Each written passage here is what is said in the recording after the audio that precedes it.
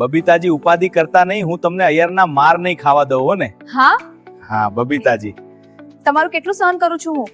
અરે. તમે તમારા દયા ભાભીને કઈ વાત નહીં કરતા હો ને ક્યાં? અરે શું બોલે છે તું? હા એમ જ. I told you this would be funny.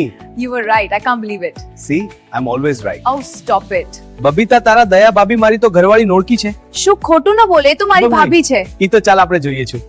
Babita, તું મને પ્રેમ કરે છે કે નહીં?